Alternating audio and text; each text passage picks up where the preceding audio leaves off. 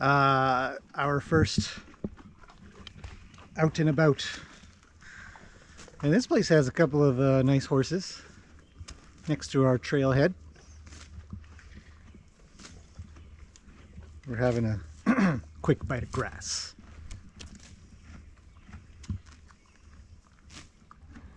So here we go. Since he trailers now, it's time to get skittering on with our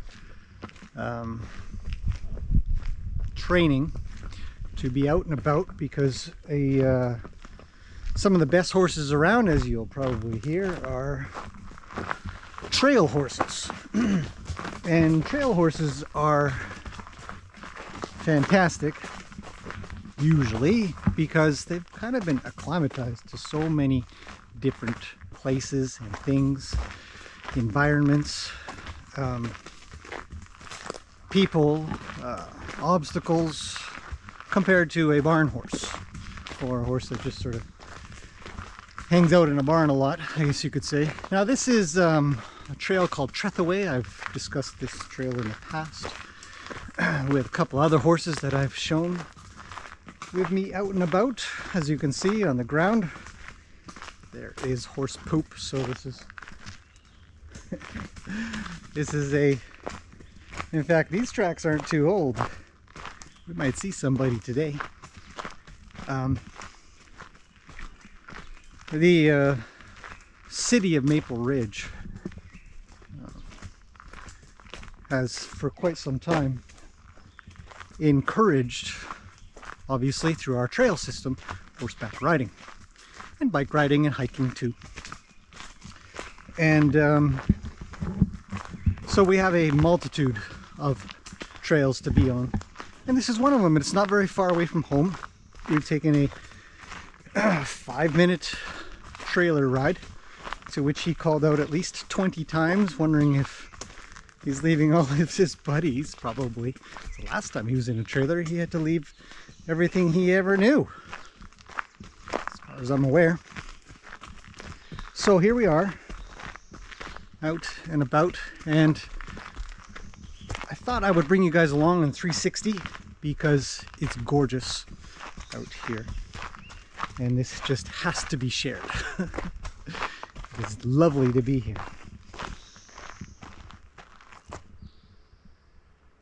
We're having a pause to listen in, and I thought I would share some of my tips, some of the thoughts that go through my mind when I have a horse out and about for the first time for me and them. Might not be for him. This is probably nothing. I can hear him crunching behind me. Look at that, he's thinking about eating ferns. You know, he's had his pause and he's listened up and he doesn't hear anything. There's nobody around.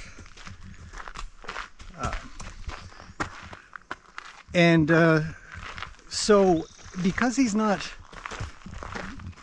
sort of stalling out and he's not calling out right now, he's not doing a bunch of things that would really bother me. There are a lot of spider webs through this. I don't think anybody's been on this trail this morning, so we're not going to see anybody, I don't believe. There are a lot of signs that would put up red flags for me when I'm leading a horse through a trail. I've had a few sort of eventing or barn only horses. They don't go out on trails often. Come on. And as such, they come out on a trail and it's just foreign. So I try to be very understanding, and the way I sort of think about it, and I talk to other people, is I say, imagine somebody just plucked you out of your house, brought you to some jungle that you have no understanding of the plant life and the animals that live in it, and you've watched a lot of Rambo movies and you figure that everybody's at war, so you're wondering what's behind some tree all the time. And I think that's how horses sort of live their lives. A little bit of a lot of fear in their mind that anything's going to eat them, because they are, as we know, prey animals. Me being a predator, I'm less worried about being eaten, as I've never had the experience nor has it really crossed my mind. Now, look, you're right behind me, and it worries me a little. But so far, he's got some. I've got some distance. You can see here, and I think that's important to note, and we'll talk about that in a little bit. But the mindset of the horse out on the trail is important for him right now. I see or feel not much. He's kind of hungry. He's eating ferns. He's sort of catching up so he can stop. A lot of horses will do that. They'll skitter ahead and then they'll be able to get a couple of bites before you take your next 2 steps. I feel alert. I feel like I'm really listening. My ears are really out even though I'm talking. I've had a bit of experience of this, so my multitasking capabilities are pretty good, I think. And I know he is too. Guaranteed. He's wondering what's over there, what's with that log. See, I looked at that log, he might look at that log.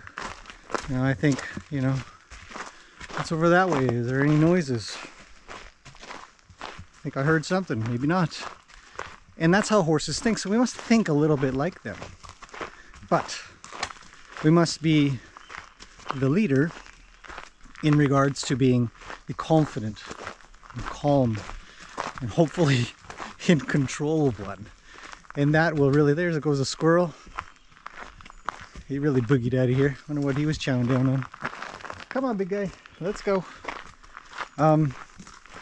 So eating on a trail. I sometimes let a horse nibble away or something like that. If they can catch a bite on their way, no problem. I'd like them to continue doing what I'm doing or what I'd like them to be doing, because it means that I'm staying in sort of that leadership position.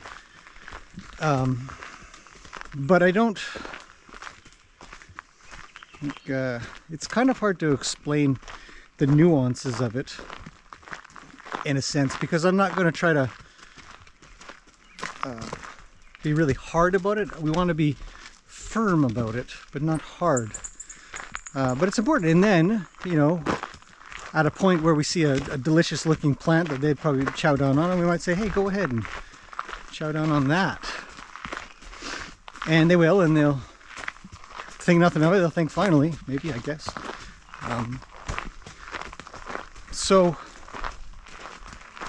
we'll see as we go along. Right now, I just want him to walk with me. We are walking. This is our job. We have a goal. I'm very confident of where I want to be, how I want to get there, and the speed that I want to do it in. And he needs to truck along with me. That's how the herd works. This is what we're doing. And that's sort of the mentality. Not like, you're doing what I'm doing, or else. Like, this is what we're doing, so let's go. And I find that it works well for horses and humans. Change our mindset a little bit. Just be firm, kind. All this talking and climbing hills and stuff is putting me out of breath. I just noticed. Anyhow, leading distance. I teach a lot of safety. I have quite a few students that come to learn horsemanship. And we always talk about safety. And safety is number one, as I always say. I want everybody to go home in the same car they came in. I won't settle for anything less. Spider webs. So there are some schools of thought where you lead a horse close by, at a shoulder, at a nose, whatever. And my question to those thoughts, practices is, if you've got a horse right next to you and something happens, how much time do you have to react? How much time have you given yourself to either be big so you can get your horse to not run you over, or get out of the way so your horse doesn't run you over? Something came up behind us like a dog. How much time do I have with him back there? And I'm not going to be doing this kind of thing unless I've established the rules a long time ago that my space is very valuable. It's important to me. We're going to try to make it down to the water today. I have no idea what he's going to do, but I have a feeling I might be getting my boots wet. Excited. Kind of excited, to be honest. Changing boots when I get home. It's a sunny day, they'll dry off in a day. Usually I'll wear a grubby pair of shoes for this. Anyhow, so I never lead close up, not even, I mean, unless I break the rules, and then I know what breaking the rules means. Gosh, it's a beautiful morning, eh? And as such, it gives me a little bit more time to react. My senses are out. If there was such a thing as using the force, I'm using it. I am feeling like I'm trying to be well aware of everything around me. Sounds, you can hear the water coming up to the left. All kinds of good stuff. And I want him to know that he should be, you know, following along, but keep your distance, since we practice that an awful lot in the arena. And we must, for the times when we need it, when we're out here, out in the wild. Because I don't want him running me over. I don't want him crashing into me thinking that, you know, something is more, you know, a higher priority than me. He can make his way around, there's space. So we work on that with the flag or rope a little bit, and we'll use controlled situations of worry. It could be anything, it could be just another person. He's not... I know I'm kind of going against a little bit of what I've said, but I actually kind of feel like I want to have a stop too, so I just comply this time. Again, it's not a, what'd you find? Anything good? You really dug into that fern in there too. You didn't even take the top leaves off. So, so that's my spiel on leading, and it allows me also, because I will be less fearful, my horse will be less close to me, so I will feel more confident. And it allows me to stretch out my thoughts around me better. I can put him in a spot in my head behind me. I will imagine him in a rectangle that he lives in.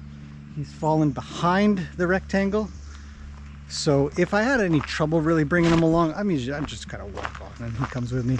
But if I had any trouble, I wouldn't treat it any different than I've taught him in the trailer with the bump, bump, bump, which is why we do the bump, bump, bump in the trailer or places of fear like that, so that we can train for other situations where he's like, hey, I just want to eat. And I'm like, nah, bump, bump, bump. And he'll say, oh, I know exactly what that means, and I know you're never going to give up. That's true. I will. I'll never give up. I'm going to continuously bump, bump, bump until I get a change. Otherwise, I'd feel unsure of how on earth you would teach. Bump, bump, bump, bump. Come on, big guy, I know. I don't hear any bears, or his sense of smell will obviously be far superior. So if he smells something, then he'll catch it. But when horses do that, when they have a pause and they just want everything to be really quiet, I'll try to be quiet. Right now I'm talking to you guys, so it's constant buzz in his ears. Like, would you just be quiet so I can hear the surroundings, you noisy human? So dull. Just talk, talk, talk. Never shut up.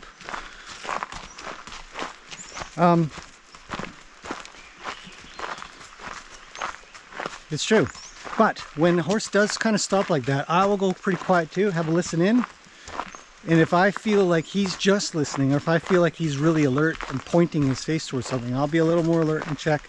But you want to quickly sort of take charge in a way, but not in a bad way, but just sort of take charge, like, you're fine.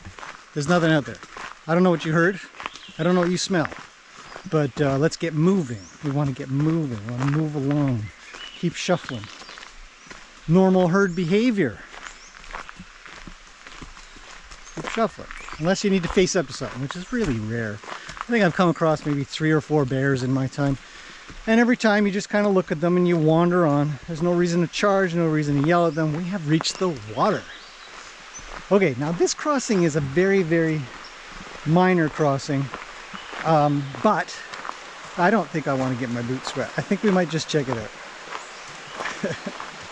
I don't think I want to get my boots wet. I don't know. I don't think he'll go in, but let's see if he'll just follow me down to the water a little. He's got to make his way down the step. I don't know if he will. You coming down? Come on, big guy. You don't have to jump it, just step down. Oh, big jump. Floppy flop. Okay, I'm gonna switch hands here. I'm gonna twist this around. Like so. I need to switch hands. So, because he's on my right hand side this whole time. I'll pet him. Hey, thanks for coming with me. We want to tell our horses we're quite happy. Now, it's a squeezy spot.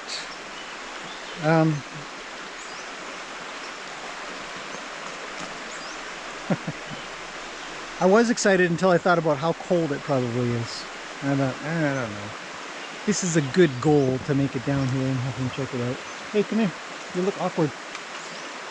Good boy. Okay. So, coming down to the water like this, come check it out and just be casual, chit-chat to the camera and stuff like that is good. Right? It's good.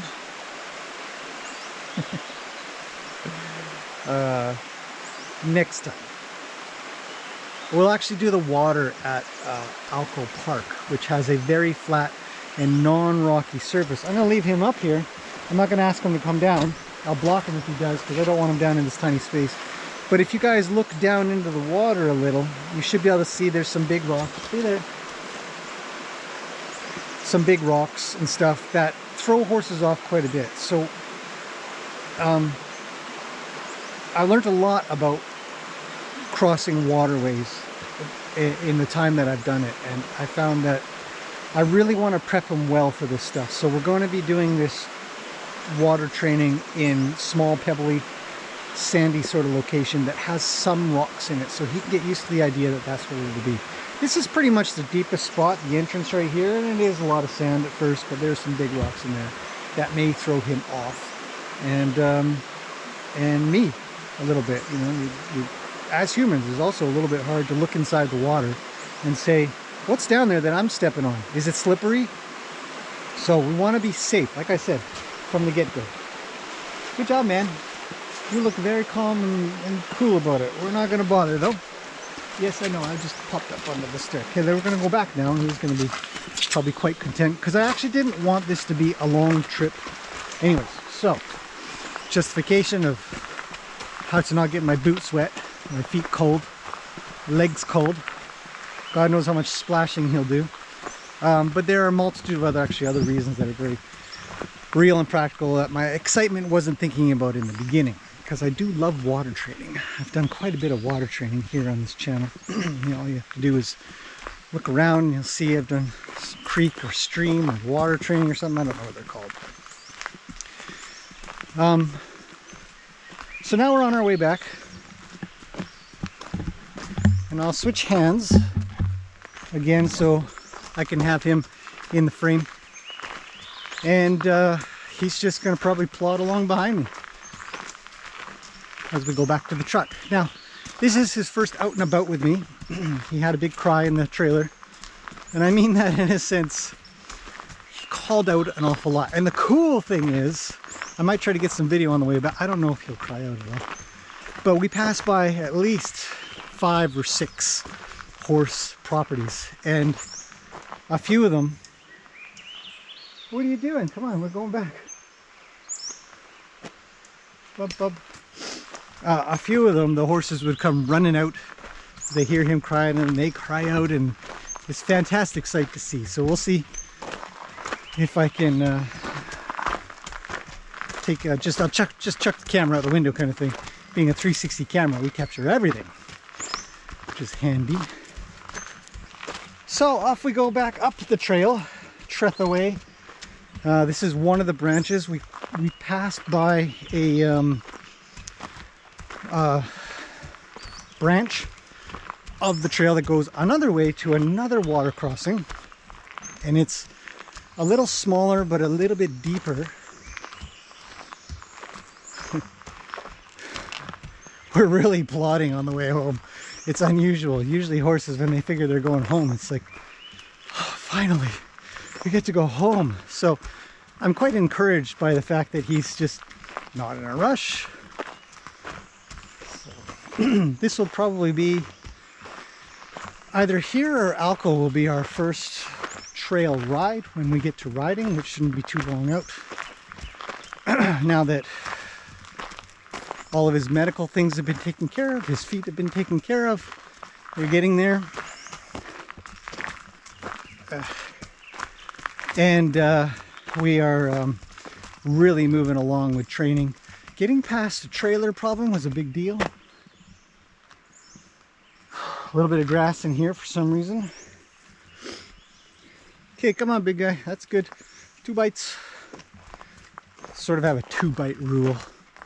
I guess it sort of comes out when I say it there. I say 2 bites. Don't know why. Should be 3 bites. 4 bites. It sounds pretty good too. So maybe on our way home, I'll pick up the pace a little here. And we'll start getting moving. And I want him to come along with me. Come along. He says, I just plod along like a donkey. Make a good pack horse, this guy probably. Yeah, just plods along. Come on, big guy. Let's go. A little bit quicker. And where was I? Oh yeah, the branch of the I was going to talk about the branch of the trail. And it doesn't go much further, but the entrance to it is a lot less welcoming than that one we just saw there. Very rocky. Lots of round rock all over the place. I don't know if it's changed in the last year. I haven't been down there in a little while, but last time I went it was pretty rocky, uncomfortable. So I've just taken to coming this way. So it's a nice little urban forest we get to wander in. There's actually a yard. There's a little gate over that way. Somebody's yard is just over there. Part of the forest. No trespassing, it says. Don't come this way. I know how it feels to own a piece of forest. It's absolutely lovely. Get to wander around in your own slice of heaven. So here's our little branch. And each one leads to a different part of Maple Ridge. You get back up onto the streets. And wander over to the next trail and the next trail. We're all kind of interconnected. So that one goes to Ferguson Avenue, and this one goes to Trethaway Crescent, and the one we were on goes to 112th Avenue. If that would mean anything to anybody, I don't know. But that's where they go. So we're going to go back to Trethaway because that's where the truck is, obviously. That's where we arrived. Great parking spot. And usually in the morning it's very quiet. And this is when I want to be out. And also before the heat starts up. It's a pretty warm day today already. I'm getting my heart rate up with a little hike. On a side note, I saw Peggy today. She's doing nicely, looking good. Give her a little trimmy trim. Like seeing Peggy. She's a very soft horse, as you guys know. And communicative. It's kind of nice, actually. We'll talk about hoof trimming. This might not be the place to do it, but we want to try to listen to the horses of which leg they want first, how much they want done. If they want you to switch out midway, we can get an impression. Hopefully we make some educated guesses that are good. The tree came down. It's a hemlock. A lot of hemlocks growing out of cedar stumps around here. It's a cedar. That's a cedar. Oh. Big trees in here. This forest has been around for a little while. The one thing I really like about this trail, well, one of the many things, is there is a lot of great up and down. You could do this 3 or 4 times to the water and back. Just as a human, look at me. But it is warm today. But as exercise for you and your horse, or just your horse if you're riding, or you as a rider, to practice going up and down and up and down. And there's lots of lefts and there's lots of rights. So it's not just a circular pattern. We have a few parks around here where you just make a circular pattern. It's go in a circle. But this one's got a lot of lefts and rights and ups and downs. And when we're riding in an arena, it's generally quite flat. We don't think about the oddball positions that we kind of have to be in here and there when we're riding on a trail, and you got to sit forward or sit back a little bit. Sometimes you really got to sit back if you're going downhill quite a bit, and you've got to get center of gravity good. And horses, oh, what are you doing? You got an itch? Well, scratch it. I always let a horse scratch their itches. Yeah, okay, let's go. Good work. Oh man, I lost my train of thought completely. That's what happens. Just lose your train of thought. Sorry, if it comes back to me, I'll continue this conversation in this video. So you're gonna be like, well, just rewind it a little, look back at what you were talking about. I don't know what it's talking about. Oh yeah, probably riding in an arena, being on flat land. And you're right, when you do that, it's very relatively easy. You keep sort of the same position all the time. But out on a trail, man, it is a totally different world. And I learned this the most. It really, really stuck with me the most on one of my first trail rides. Probably the first, maybe? I don't know. One of the first. And I've been riding in the arena, obviously learning how to ride. And it wasn't that long ago. In the grand scheme of things, 10 years or so, maybe a little more. And we went out on this trail, and I was like, I'm off balance all over the place. It was really uncomfortable. I was quite nervous, worried. Now, why is that? What's going on? Well, this is our first practice of being off balance due to angles and inertia through the grade of the ground. And then the horse will walk differently. They'll take different steps, different types of steps when they're going downhill, and they'll take different types of steps when they're going uphill. And you, especially going downhill, there'll be a lot of hip movement. And I find myself really trying to assist in being as light as possible, so that when going downhill, it's as easy as possible for the horse. Not throw them off balance and sit heavy. So it's great practice, good exercise, great practice for everybody involved. Anyways, a lot of tracks on the ground, horseshoes. Man, you are one slow monkey today, but I'm quite thankful.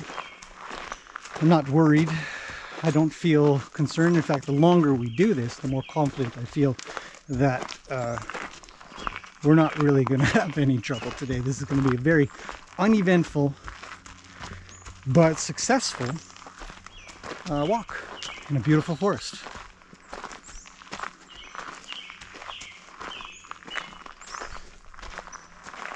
Come on, let's go. Let's go. Good grief. Maybe he's getting tired. This poop here looks kind of fresh, you know. I swear there's been a horse. Was this my horse? Was this you? Did you just poop this? He might have just pooped that. Well, on our way, I'd have to look back in the video, but I don't think so. It doesn't smell. So it's not that fresh. I think it's probably from early morning or late last night.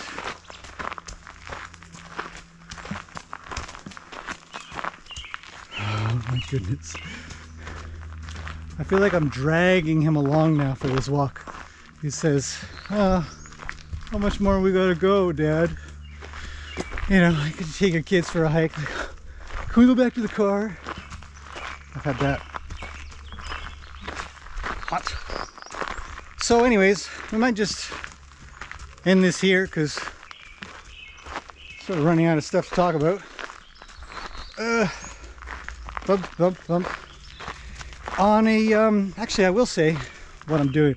I'm kind of dragging them along a little bit. If, I think it's going to be a problem a little bit. So the way I would start to solve this, not on the trail, just like, okay, well, I guess we got to plod our way back. But I want him to keep up better. And so I would practice this a lot in the arena to where it becomes muscle memory, that when my feet pick up pace, he picks up a pace. I just want to pull.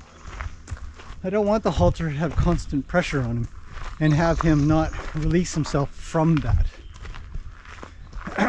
And so we would do walk, trot, transition changes in the arena so that when we get out to this trail, I start to walk a little quicker, he'll just,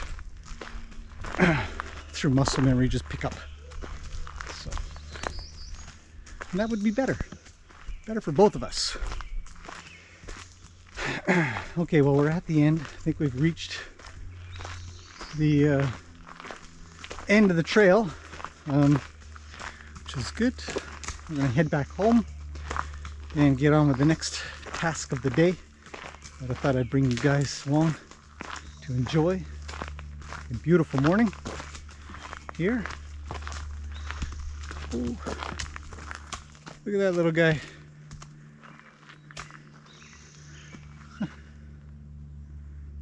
What's he doing? He's thinking, oh, he's fast. Up he goes. Later, little buddy.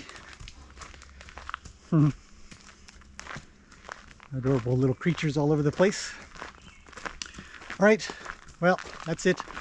I'll see you guys in the next video. Hopefully, the next one we're out and about will be Alco Park, and then Golden Ears Park, and then I want to get out to Stave Lake. So you guys, if you're wondering what these are, search them out online. Beautiful places to be, not very far away. Okay, we made it back to the truck. Yay! I'll see you guys in the next one.